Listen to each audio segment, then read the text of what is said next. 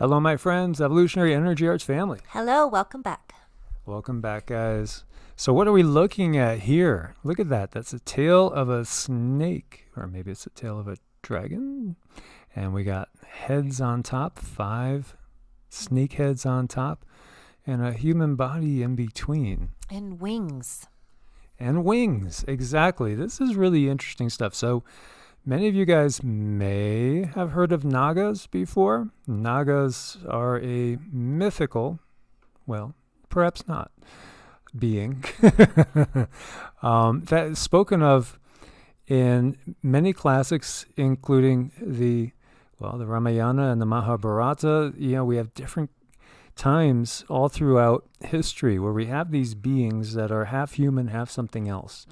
Of course, we've talked about werewolves, and now there's the dog man out there as well. And then South Carolina, believe it or not, there was a humanoid reptilian thing as well that made its rounds and actually scratched and dented and put holes in a car way back in, I think it was in the 70s or 80s. I did a video on it a while ago.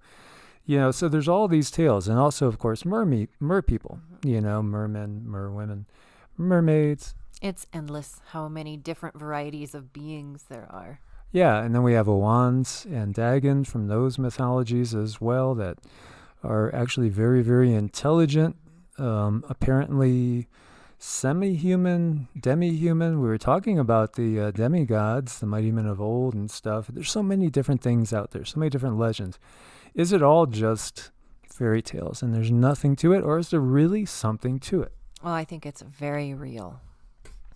And Nagas are fascinating. And so when we look over here, Naga, and there are several words used for snake in Hinduism, and one of them very commonly used is sarpa. Sometimes the word Naga is also used generically to mean snake. But the Nagas are a mythological serpent race that took form as cobras and often can be found in Hindu iconography. In fact, when you look at Thailand, it's loaded with representations of the Nagas. So again, as we were saying, Buddhism, Jainism, both came out of Hinduism. So they do share a lot of these same quote-unquote myths and legends. The Nagas are described as powerful, splendid, wonderful, and proud semi-divine race that can assume their physical form, either as human, partially human serpent, or whole serpent. Their domain is in the enchanted underworld, the underground realm filled with gems, gold, there's that key word, and other earthly treasures called Naga Loka, and Loka just means world, or Patala Loka. They are also often associated with bodies of water, including rivers, lakes, seas, and wells, and they are the guardians of treasure.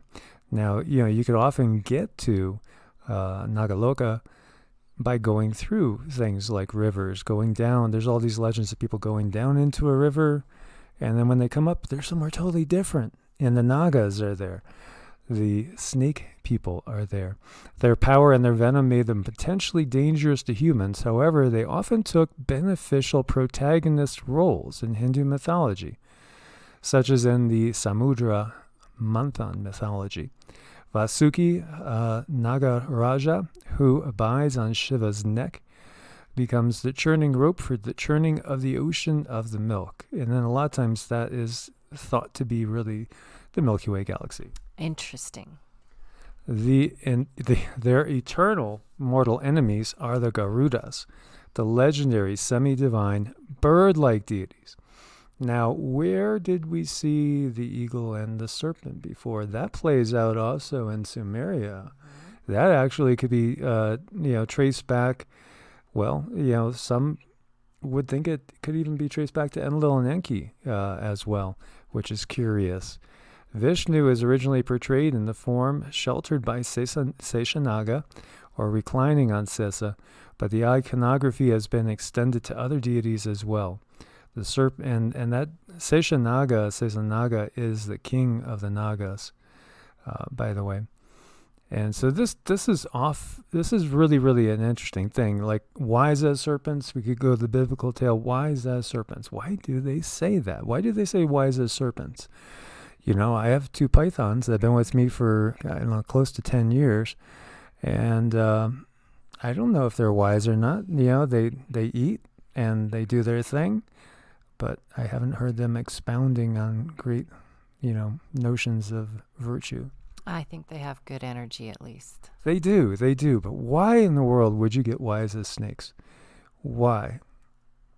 Well, could it be referencing Kundalini, perhaps, and the wisdom that comes when the Kundalini is activated? Could it also be perhaps, referring to this race of beings that is actually perhaps real? As in Hinduism, a Buddhist Naga generally has the form of a great cobra, usually with a single head, but sometimes with many. At least some of the Nagas are capable of using magic powers to transform themselves into human semblance. The Naga is sometimes portrayed as a human being with a snake or dragon extending over his head. One Naga in human form attempted to become a monk, and when telling it that such an ordination was impossible, the Buddha told it how to ensure it would be reborn a human and so be able to become a monk. So I've been reading the Yoga Sutras as well as a ton of other books right now, just pouring through it. And it's interesting to note that according to tradition, the only way one can achieve moksha is by coming moksha or samadhi, union with the absolute, is by being a human, or perhaps a humanoid. And even the devas, even the gods, can't unless they become a human again. They can't get to the final merger with Source, the Prime Creator One, the God with the big G. They stay in a manifested state, basically, which is not quite. They're up at the highest levels, but they're not quite merged back with Source. That's very interesting. It's only as a human that we have this chance to rise up and above. And this is also the case in the Jain tradition as well. And of course, in Buddhism, Buddha achieved that. And then even the devas, bowed down and gave acknowledgement to him for achieving such a thing. So the Nagas are believed to both live on Nagaloka, among the other minor deities, in various parts of the human inhabited earth. Some of them are water dwellers living in streams or in the ocean. Others are earth dwellers living in caves. So this is interesting. And the Nagas are the followers of Virupaksa, one of the 4 heavenly kings who guards the western direction. They act as a guard upon Mount Sumeru, protecting the devas from attack by the asuras. And again, the asuras are the more like demonic beings, and the devas are the benevolent. The devas, you could say, are basically kind of angelic. And the 4 heavenly kings is another concept. And so each one in a cardinal direction. So this is out of Buddhism. It comes out of Chinese mythology, but we could easily equate those 4 heavenly kings with Archangel Michael, Raphael, Gabriel, and Uriel. Many different parallels there. Absolutely. It's really fascinating. And so Arjuna, is one of the heroes, if not the hero. I mean, Krishna and him, and in the Mahabharata. And an interesting fact is that Arjuna arrived in the land of the Nagas, right, under a guise of a Brahmanhood. There was a widowed princess, Ulupi, there, and she saw Arjuna and thought, wow, such a handsome man couldn't have suddenly attained enlightenment simply by studying the Vedas on the banks of the Ganges. And so she found out he was a Pandava, one of 5 brothers of renown. Interestingly enough, she wanted a child, and she wanted him to marry her. We see these legends. Now, she wanted a child, and this is, again, we have a lot of this merging of DNA going on, whether we're talking Genesis, right, sons of the gods and everything, hybrids, half-breeds, demigods, whether we're talking the UFO story with, you know, abduction and then taking genetic material. We have all these accounts of people seeing basically human and different types of hybrids, including reptilian hybrids up in the ships as well, having memories of it. This goes back to, you know, as far back as the Mahabharata. So, you know, we're talking probably the time period is maybe 3,500 years ago at least, if not more. In the time of Rama, we're talking 5,200 years ago or so. So this is an old repeated tale that comes out time and time and time again. And we could look to the fairy folk and the warnings of, you know, don't fall asleep on like a fairy mound, because you might hear beautiful music, you might be drawn to a campfire and see these, you know, beautiful beings dancing around the campfire. They might invite you in, and if you eat or drink with them, you could get stuck there forever. And how many times have we heard these legends, and then, you know, a man falls in love with one of the fairy princesses and then he can't get back. Or maybe he does get back, and it seems like it's only been a year or two, but it's actually like 200 years later, 300 years later. All of these stories, they got to have some grain of truth somewhere, I'm sure. So is this a dimensional thing? Is this a dimensional thing? Well, if it is a dimensional thing, then how did they have offspring? And, you know, the Mahabharata is the number one, you know, Hindu book that exists, and the Ramayana is not too far behind it. Interesting, too, because Rama, who is an incarnation of Vishnu, the preserver, comes from the inner earth kingdom. The Nagas live in the inner earth kingdom as well, whether it's in bodies of water or inside caves leading into the earth. And of course, we've all heard about Shambhala and Agartha. Maybe you guys have heard of Telos as well. Yep. It's all fascinating. So here we have, in, you know, this epic tale, in a classic of Hinduism, we have basically crossbreeding between humans and reptilian. Oh my. Yes, oh my. And, you know, it's just fascinating to think about this. Fascinating. So who is this gentleman? Well, he's of the Naga lineage. And there are whole people throughout, you know, from the Indian subcontinent over into Southeast Asia. There's a people that say that they originally came from a land that has sunk, and they call themselves Nagas. Mm-hmm. And, you know, they are the offspring of these semi-divine beings. Interesting, the shape of the head, isn't it? It's extremely interesting, yes. Now, of course, that's probably just a hat, and his head is probably relatively normal, or maybe not.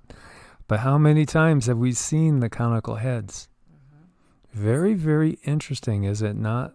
So yeah, there is a whole, basically, group of people, tribe of people that say that they are Nagas, and they come from these divine people, from a land that is now sunk, you know, and of course that gets you thinking of Lemuria over there, you know, without a doubt. And if we look at even Thailand's money, you know, again, Thailand has tons of references to the Nagas. You know, we could see over here the serpent tails, the dragon, the Chinese type of dragon, serpent.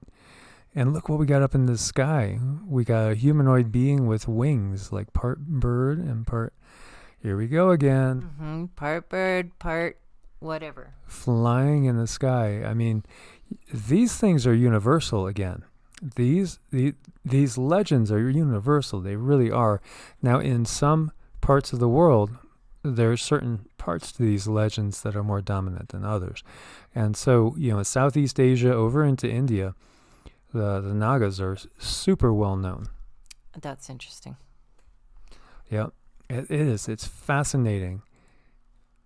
And, you know, as I said, it's something that's just commonly known and taken for granted. And again, in Buddhism, Hinduism, Jainism, the Nagas are a class of mythical semi-divine beings, half human, half cobra. strong, handsome species who can either be wholly human or wholly serpentine. They could change their forms. Is David Icke being vindicated? I mean, come on. I think he is, yeah. So there's got to be something to this. There's got to be something to this. We've seen serpentine beings all over the place, and they're not necessarily bad. That's the other thing, too. They're not necessarily bad. And so I have all these links for you guys, anybody that wants to get into this. And again, this looks like Ravana, who was the Asura king that stole Rama's wife Sita and took her to Sri Lanka. And then the monkey man Hanuman, who some might equate to a Bigfoot type of creature or something along those lines, was key in getting her back. Fascinating stuff. And where is Hanuman today? Because the legends say he's still alive. I believe he is, for sure. Agartha. And so Agartha is a legendary city that is said to reside inside the Earth's core. Shambhala, also known as Shambhala or Shangri-la, is sometimes said to be its capital city. The mythical paradise of Shambhala is known under many other different names. It's been called the Forbidden Land, the land of white waters, the land of radiant spirits, land of living fire, the land of the living gods, and the land of wonders. Hindus have known it as Aryavata, literally the land or realm of the Aryans. Now, this gets interesting as well. There are many who believe that the whole Aryan invasion myth is just that. It's a myth in as far as India goes, and then others, take it literally. Well, who are the Aryans then? Of course, Hitler was so just spellbound by the Aryans and was committing a whole bunch of atrocities trying to recreate the Aryan race, right? So who are the Aryans if they come from the inner Earth? Well, something definitely convinced Hitler that this was something important. Well, we know Hitler met with these Nordic type of aliens, or ETs, or whatever we want to call them, and they were prototypical, Nordic-looking beings. But then we also know that the Draco use Greys, and they also have some subservient or slave Nordics that have been conquered in their service. It's fascinating.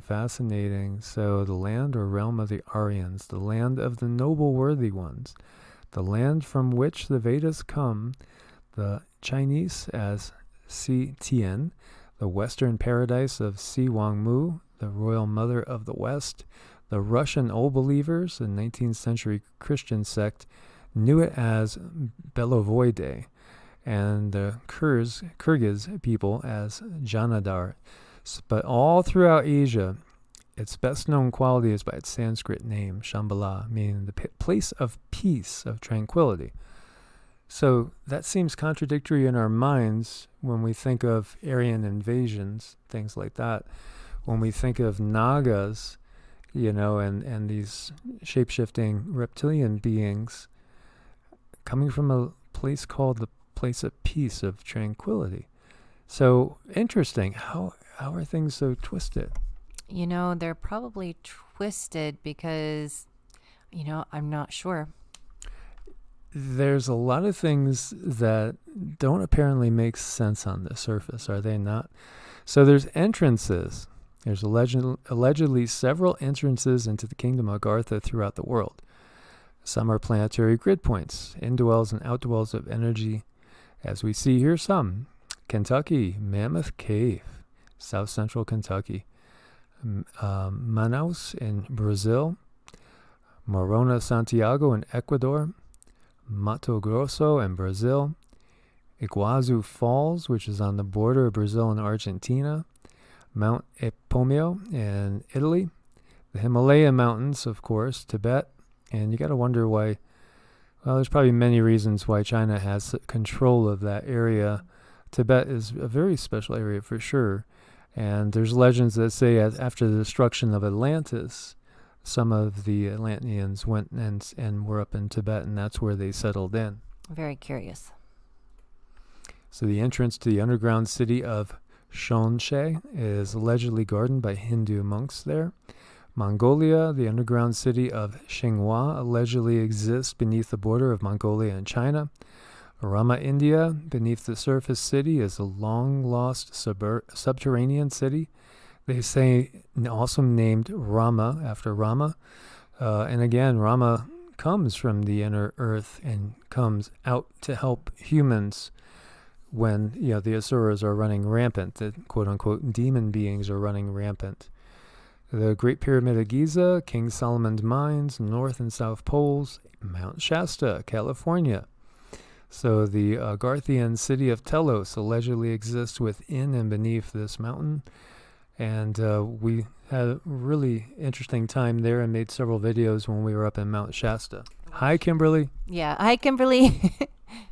So, yeah, we sure did. And we had like so many sightings of orbs. We had so many different interesting encounters there. Most definitely Mount Shasta is a PowerPoint. And then we have the Darrow Caves as well. So it's fascinating to see this. We have this inner earth world that, again, it's universal, the mythology. There's got to be something to it. And then even think about Admiral Byrd. He said he discovered it. He came right out and said he discovered it.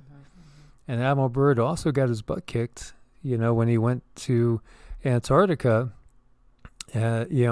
basically with a full military expedition to go kick the Nazis' butts, who had, went and escaped there in New Schwabenland. And unfortunately for Admiral Byrd, their technology was superior, and flying saucers, quote unquote, basically caused a lot of damage, and Admiral Byrd's military expedition had to come limping home. Limping, yeah, to say the least. And he, on his deathbed, was still insisting that this was the truth. And he had a lot to lose, too. Think about it. That would be one of the biggest cover-ups of all time. The fact that there is a civilization of people living in the center of the earth whose civilization name is named Agartha. And it could be hard to believe for sure. But again, from Buddhism, Hinduism, all over the globe. And we've spoken about the Cherokees and the Hopis as well. They all recognize that there's inner earth beings. In fact, the Cherokees tell of a time when they were at war, they were attacked by a different tribe. And these beings came out from inside the earth and saved the Cherokee from losing the battle, and then went back into the earth. I know, it seems like we're so sheltered here in the West. We don't get to hear all these stories. And I've also done a video on this a long time ago. Interview with a reptilian female, the Lacerda Files. So the general idea that we have reptilians about us and that they're evil creatures. However, there are many reports and evidence of benevolent reptilian civilizations that defected from the Draconian Empire. Interesting stuff. What do you think? So there's a video here, and you guys, I'll give you the link so you can check it out. And it talks about her history, the history of her people. And they were here first is basically what she says. They were here first. And they're not they're not like the Draconians, the Draco. And it kind of does go along with what we learn about the Nagas, that they're very wise beings, approach with extreme caution and respect. But there is wisdom that can be gained from them and knowledge that can be gained from them. I think there can be stuff gained from anything. Fascinating stuff. And again, these legends, these myths, they are universal. Every basic tribe across the globe has legends of this. So very, very fascinating. Will we perhaps see them walking about in the daylight or maybe at night in our own lives? We might.